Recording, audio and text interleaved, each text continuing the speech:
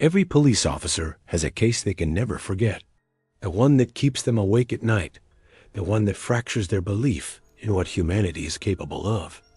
But this was different. This was the case that made seasoned detectives weep in interrogation rooms, the one that forced forensic specialists to take breaks while writing their reports. The story you are about to hear is so profoundly disturbing that we debated whether it should even be told, concerned that some details would push the boundaries of what is acceptable. This is the story that was never meant to be heard. 35 years. Murders, gangs, I thought I had seen it all. The day I walked into that house, I realized I was wrong. What we saw in there, it was the definition of pure evil. It started on a Tuesday, in the quiet, manicured suburb of Harmony Creek, a place of trimmed lawns and neighborhood barbecues, the last place on earth you'd expect to find a monster. The call was for a simple welfare check. A neighbor hadn't seen the little boy at 142 Oak Street for over a week. Officer Mark Davis, a 5-year veteran of the force, took the call. He expected to find a family on vacation or a child down with the flu. He walked up the pristine pathway to a house that looked like any other. The door was opened by a man named Caleb Thorne. He was calm, almost unnervingly so, with a polite smile that didn't quite reach his eyes. "Is there a problem, officer?" he asked, leaning against the doorframe. Officer Davis explained the reason for his visit, the neighbor's concern for the 7-year-old boy, Leo Vance. Caleb's smile faltered for just a fraction of a second. "Oh, Leo's fine," he said smoothly. "He's just been a bit under the weather. We're keeping him resting." But inside the house, Officer Davis felt a chill that had nothing to do with the air conditioning. A faint, sour smell hung in the air, a mixture of bleach and something else, something metallic and wrong. He asked to see the child, a standard procedure. Caleb hesitated, his calm demeanor slipping. "He's sleeping right now." "I'd rather not disturb him," Officer Davis insisted. It was his job. Reluctantly, Caleb allowed him to step inside. The living room was immaculate, almost sterile. But the oppressive silence was what struck the officer most. No television, no music, no sound of a child playing. It was the silence of a place where joy had died. As he walked down the hall, he noticed a door at the very end, secured with a heavy-duty bolt lock on the outside. "What's in there?" Davis asked, nodding toward the door. "That's just the cellar," Caleb replied quickly. "The door's warped, it sticks. The lock is just to keep it shut." It was a clumsy lie. An instinct, honed by years on the street, screamed at Officer Davis that something was terribly wrong. He placed his hand on the bolt. He ordered Caleb to open it. When Caleb refused, Davis knew he had no choice. He drew his sidearm, and with one firm kick, the door splintered open. The smell that hit him was overwhelming. But it was the sight that would be seared into his memory forever. It wasn't a cellar. It was a small, windowless room. There were no toys. There were no books. There was only a thin, soiled mattress in the corner. And on the walls, scrawled, in what looked like chalk, were bizarre, indecipherable symbols. Behind that door lay a truth that civilized society could not comprehend. Officer Davis's hand trembled as he reached for his radio. His voice, usually steady and authoritative, was a choked whisper. "Dispatch, I need backup at 142 Oak, and I need an ambulance, now." When the paramedics brought 7-year-old Leo Vance into the emergency room, a hush fell over the usually chaotic department. Doctors and nurses, hardened by years of trauma, stopped in their tracks. One EORA, a woman with 2 decades of experience, would later testify through tears. "I've never seen anything like it. There was not an inch of his body that hadn't been touched by violence. But the worst part was his eyes. There was nothing there, just a void. The case was immediately handed to Detective Radcliffe, a grizzled, no-nonsense investigator known for his ability to remain detached. He was the department's rock, but this case would prove to be the one that would break him. He first interviewed the boy's mother, Jenna Vance, and her boyfriend, Caleb Thorne, at the station. They sat in separate rooms, but they told the exact same story, a story so rehearsed it felt like a script. Leo was a difficult child, they said. He was clumsy, always falling down. He hurt himself. We were just trying to discipline him. But their story didn't match the evidence written on Leo's small body. It didn't explain the malnutrition, the dehydration, the broken bones in various stages of healing. It didn't explain the emptiness in his eyes, not to understand the horror of what had happened. You have to understand who Leo was before. Friends and family described him as a brilliant, vibrant child. He was obsessed with insects, spending hours in the backyard with a magnifying glass, drawing detailed pictures of ants and beetles in his sketchbook. He had a laugh that could fill a room, a boundless curiosity, and a deep love for his mother. Looking at old family photos, you see a smiling, happy child, his arms wrapped around his mother's neck. A boy chasing butterflies in the sun. A boy blowing out candles on a birthday cake. The contrast between that child and the silent, broken figure lying in a hospital bed was a chasm, too wide and too dark to comprehend. The detectives had to unravel the mystery. How does a bright, beloved little boy end up a prisoner in his own home? And more disturbingly, how does a mother, sworn by nature to protect her child, allow such a nightmare to unfold? Or worse, was she a willing participant in the horror? In the cold, gray interrogation room, Detective Radcliffe faced Caleb Thorne. Caleb was a portrait of manufactured composure. He leaned back in his chair, answering every question with a calm, rational tone that was deeply unsettling. He was a master manipulator, weaving a web of lies and half-truths. Leo had behavioral issues, Caleb explained, his voice laced with false sympathy. He would have these fits, throw things, hurt himself. Jenna couldn't handle him. I was just trying to help, to bring order. Sometimes a child needs a firm hand. He consistently deflected blame, painting himself as the concerned partner trying to manage a troubled child and an overwhelmed mother. He was charming, articulate, and utterly devoid of empathy. Radcliffe could see the narcissism radiating from him. This wasn't a man who had lost control. This was a man who thrived on a dot. The interrogation with Jenna Vance was a world apart. She was a ghost, a fragile, trembling woman who could barely make eye contact. She huddled in her chair, whispering her answers, repeating the same lines Caleb had used. But with Jenna, the words felt hollow, memorized under duress. Detective Radcliffe sensed that she was as much a victim as she was a suspect. He saw the flicker of terror in her eyes whenever Caleb's name was mentioned. The investigation began to peel back the layers of their lives. Jenna had been a single mother, devoted to Leo. A year ago, she met Caleb. Friends described him as charismatic at first, showering Jenna with attention. But soon, the dark side emerged. He began isolating her. First, it was subtle suggestions that her friends were a bad influence. Then, it was arguments that drove a wedge between her and her parents.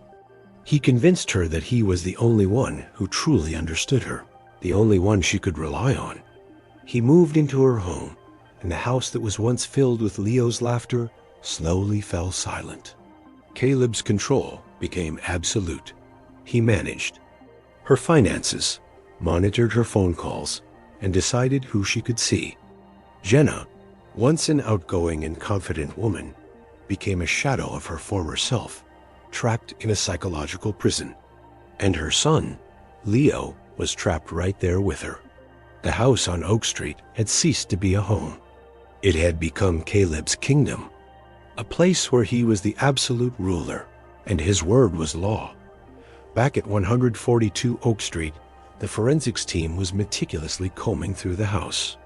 It was in the small, dark room where Leo was found that a rookie officer made a discovery that would blow the case wide open.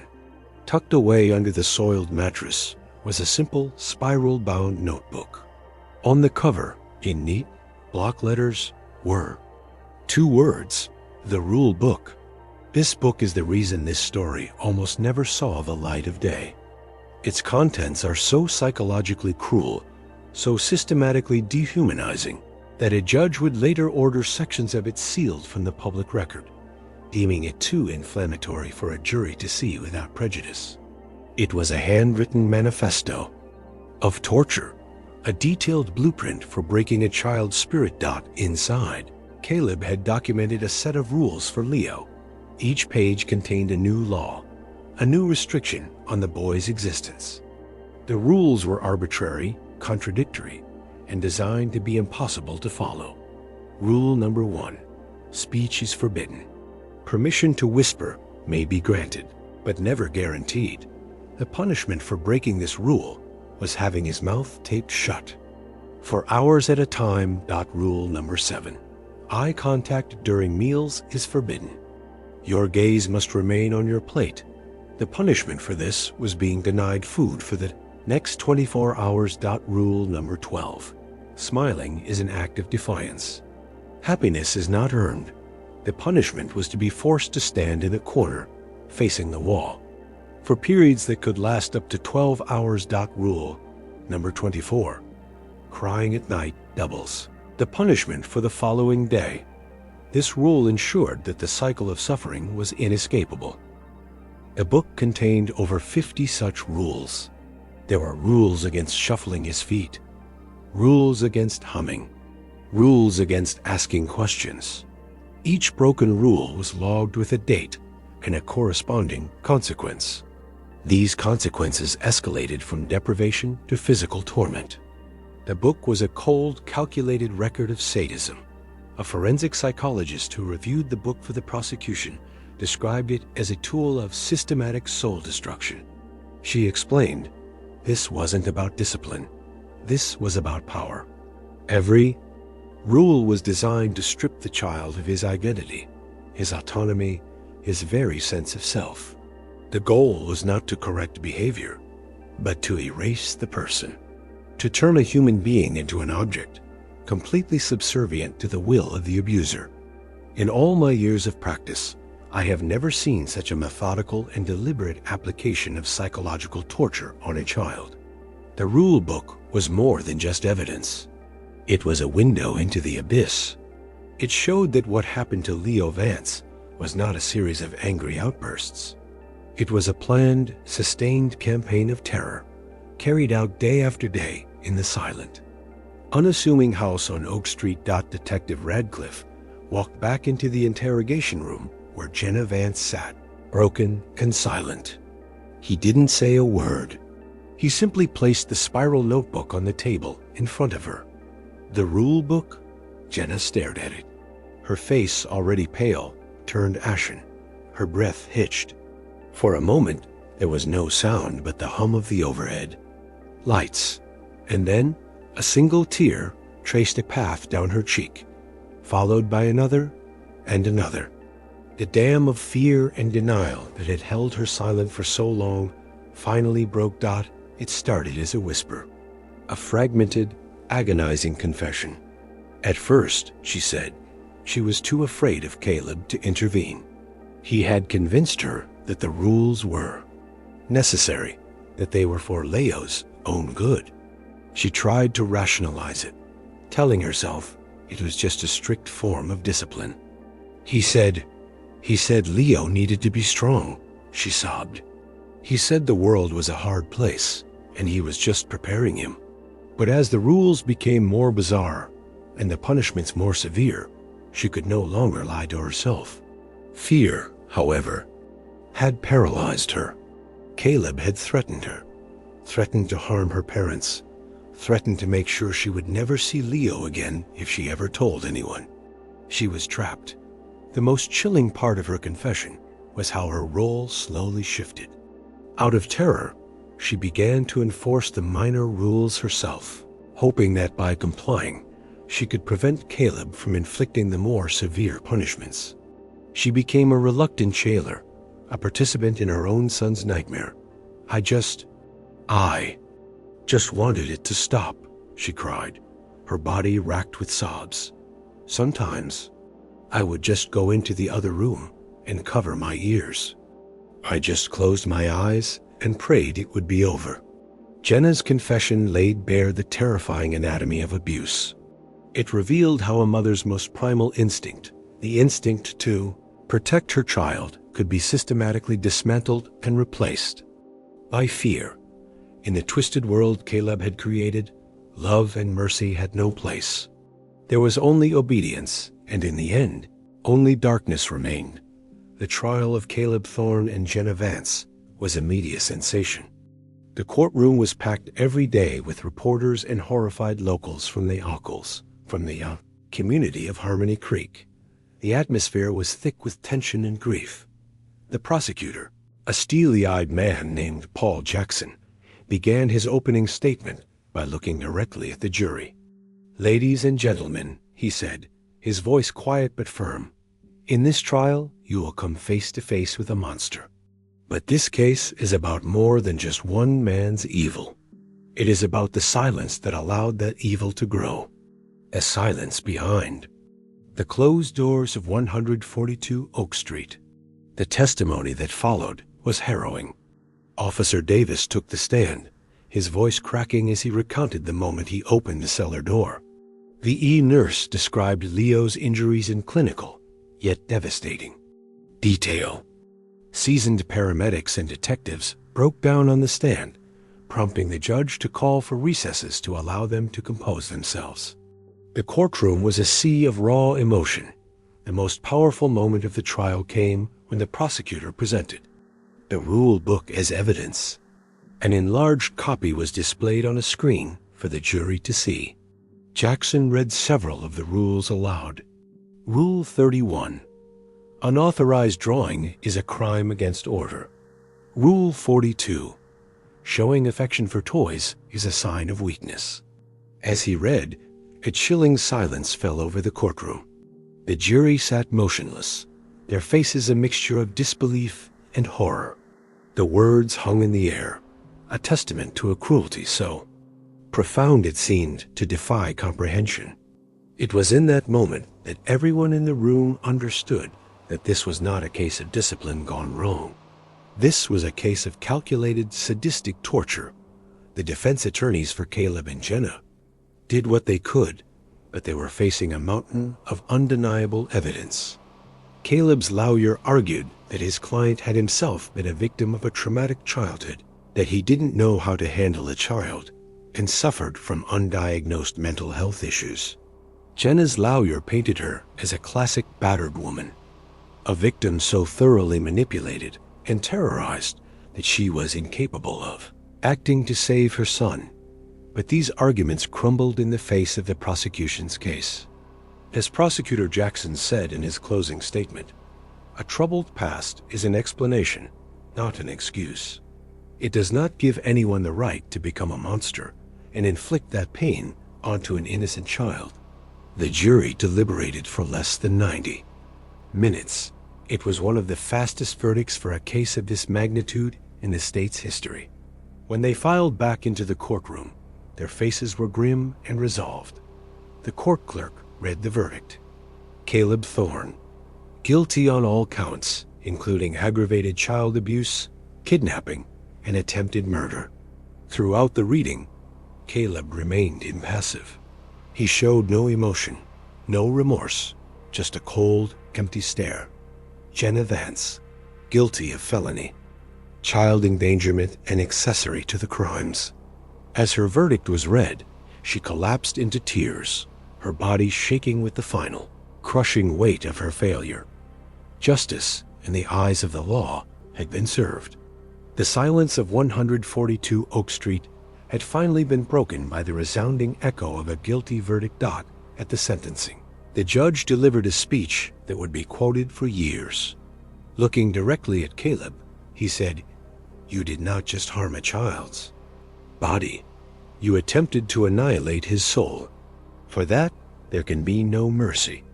Caleb Thorne was sentenced to life in prison without the possibility of parole. Jenna Vance received the maximum sentence for her charges, 25 years. For the officers involved, the case left permanent scars. Detective Radcliffe took an early retirement. A year after the trial, admitting that he could no longer look at the world the same way. Officer Davis requested a transfer to a desk job. The horror they had witnessed had changed them forever. And what of Leo? His journey was just beginning. He was placed with a specialized foster family, a couple trained in helping children recover from extreme trauma. The physical wounds healed, but the psychological ones ran much deeper. For months, he didn't speak a word. He would spend hours staring out a window, his expression blank. But slowly, with unwavering patience and love from his new family and therapists, glimmers of the old Leo began to return. It started with a drawing. One day, he picked up a crayon and drew a small, detailed picture of a ladybug.